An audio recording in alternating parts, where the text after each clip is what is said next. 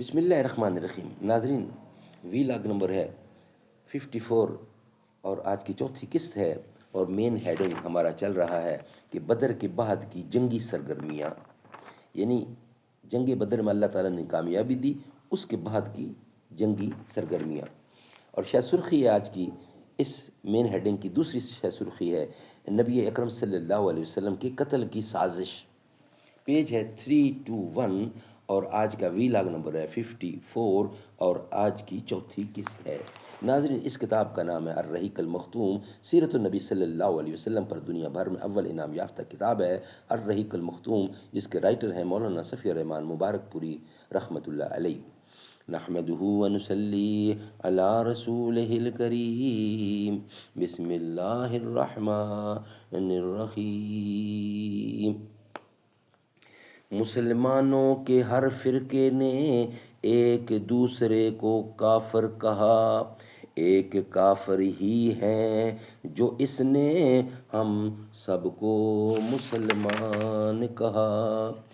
یہ کس نے شاخ گل لا کر قریب آشیاں رکھ دی، کہ میں نے شوق بوسی میں کانٹوں پر زباں رکھ دی.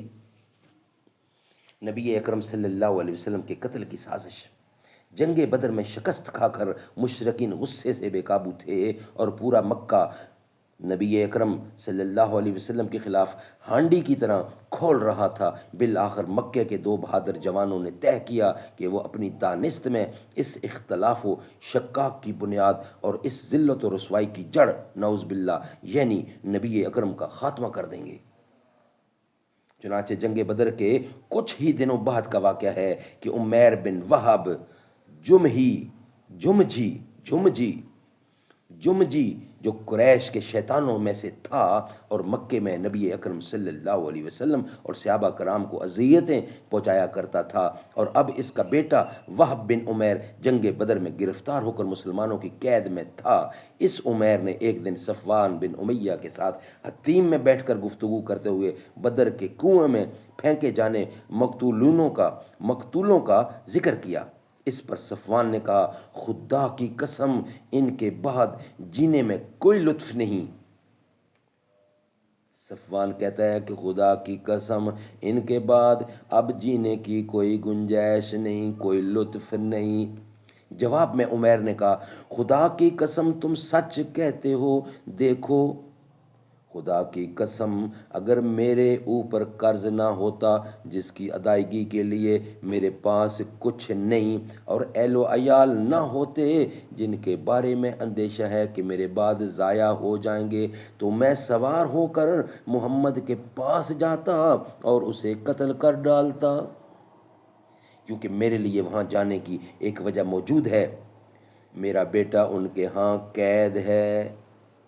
صفوان نے اس صورتحال کو غنیمت سمجھتے ہوئے کہا، اچھا چلو، تمہارا قرض میرے ذمے ہے، میں اسے تمہاری جانب سے ادا کر دوں گا، اور تمہارے اہل و عیال میرے اہل و عیال ہیں، جب تک وہ موجود رہیں گے میں ان کی دیکھ بھال کرتا رہوں گا.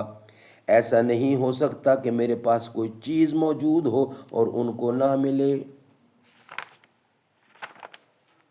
عمیر نے کہا، اچھا تو اب میرے اور اپنے اس معاملے کو صیغہ راز میں رکھنا.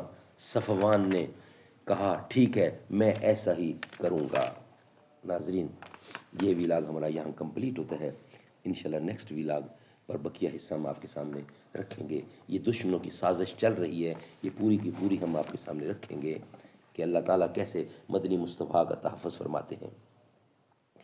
ہونے لگی سلامی دولہا تو مصطفیٰ ہے، جنت کا کونا کونا سب کچھ سجا دیا ہے. وہ آخری نبی ہے، خطبہ سنا رہا ہے، مشکل ہے کیا سمجھنا یہ امر کبریا ہے. سینے پہ دست قدرت رکھا تو کھل گئے ہیں، قدموں کی برکتوں سے چمکے دل اجاگر. اسرار و غیب تم پر اللہ کی عطا ہے، معراج کے وسیلے سے دید مانگتا ہے.